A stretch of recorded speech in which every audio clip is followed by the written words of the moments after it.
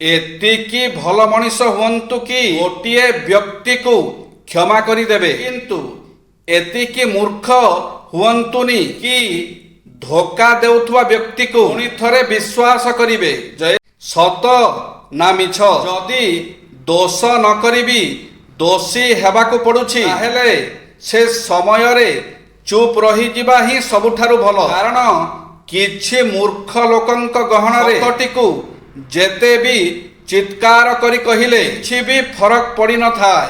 କେହି କହିପାରନ୍ତି ନାହିଁ। ସମସ୍ତେ ଗୋଟିଏ ସାନ୍ତ୍ୱନା ନିହାତି କେବେ ଏହାକୁ ଜୀବନରେ ଥରେ ଦେଇଥାନ୍ତି। ବାବୁରେ ଧୈର୍ଯ୍ୟ ରଖ, ସମୟ ଆସିବ ଜୀବନର ସବୁ ଜଖମ ଆଉ ଘାକୁ ସମୟ ତାର ମଲମରେ ଭଲ କରିଦେବ। କିନ୍ତୁ କେହି କୁହନ୍ତି ନାହିଁ ନା କହିପାରନ୍ତି ନାହିଁ, କେଜାଣି କାହାର ସ୍ମୃତି ଆମ ଜୀବନରେ ଏମିତି ଲୁଣ ପରି କାମ କରେ ଯେ ସବୁକୁ ବର୍ଷ ବର୍ଷ ଯାଏ ଶୁଖିବାକୁ ଦିଏ ନାହିଁ। କିଛି ନିହାତି ଜାଣିବା କଥା, ଅଳ୍ପ ଜାଣିଥିବା କଥା କେବେ କହିବେ ନାହିଁ। ଗଣ୍ଡଗୋଳ କାଳେ କେବେ ଆଗୁଆ ହେବେ ନାହିଁ। ପତି ପତ୍ନୀ କଳହରେ ମଧ୍ୟସ୍ଥି ହେବେ ନାହିଁ। ଖରସ୍ରୋତା ନଦୀ ଜଳେ କେବେ ପ୍ରବେଶ କରିବେ ନାହିଁ। ବିଦେଶରେ ଏକା ଏକା କେବେ ବୁଲିବେ ନାହିଁ। ଅଜଣା ଲୋକଙ୍କ ହସ୍ତରୁ କେବେ ଖାଇବେ ନାହିଁ। ପର ନାରୀ ସାଥେ ଏକାନ୍ତରେ କେବେ ରହିବେ ନାହିଁ। ବନ୍ଧୁ ପତ୍ନୀ ପ୍ରତି ପରିହାସ କରିବେ ନାହିଁ। କିଣା ବିକା ସମୟରେ ତରତର ହେବେ ନାହିଁ। ଦେବା ନେବା ସମୟରେ ଟଙ୍କା ଭଲରେ ଗଣିବେ। ନ ଦେଖି ପରର ଦ୍ରବ୍ୟ ପାଖରେ ରଖିବେ ନାହିଁ। ପର ଦେଶେ ସବୁବେଳେ ସାବଧାନ ଥିବେ। ଆଗ ପଛ ନ ବିଚାରି କଥା କହିବେ ନାହିଁ। ଶାସ୍ତ୍ର କହେ ଦୀର୍ଘକାଳ ଶତ୍ରୁ ରଖିବେ ନାହିଁ।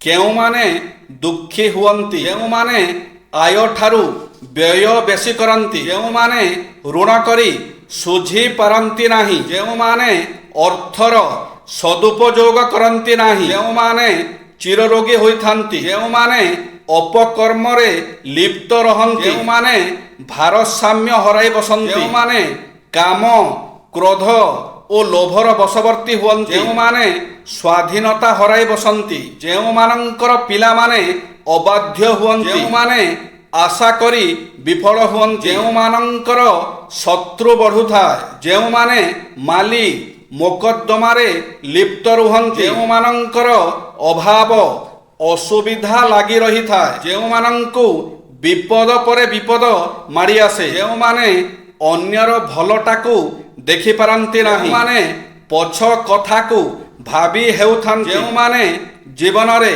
କିଛି କରିପାରନ୍ତି ନାହିଁ, ଯେଉଁମାନେ ବସି ଖାଇବାକୁ ଭଲ ପାଆନ୍ତି, ଯେଉଁମାନେ ନିଃସନ୍ତାନ ହୋଇଥାନ୍ତି, ଯେଉଁମାନେ ଧନୀରୁ ଗରିବ ହୋଇଥାନ୍ତି।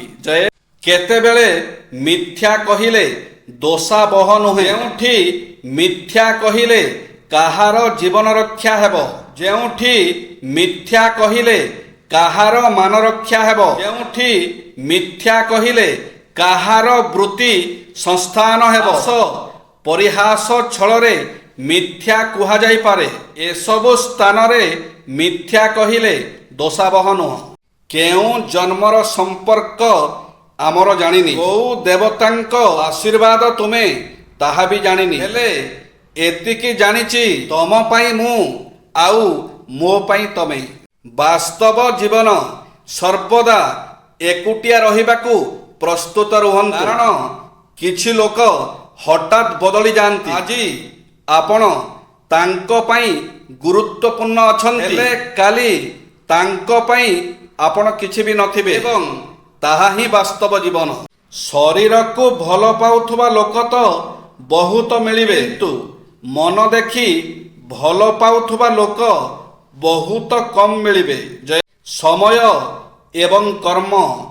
ଯେତେବେଳେ ପକ୍ଷୀଟିଏ ବଞ୍ଚିଥାଏ ସେତେବେଳେ ସେ ଜନ୍ଦା ପିମ୍ପୁଡ଼ି ପୋକ ଜୋକ ଆଦି ଖାଇଥାଏ, କିନ୍ତୁ ଯେତେବେଳେ ପକ୍ଷୀଟିଏ ମରିଯାଏ ସେତେବେଳେ ତାକୁ ଜନ୍ଦା ପିମ୍ପୁଡ଼ି ପୋକଜୋକ ଆଦି ଖାଆନ୍ତି।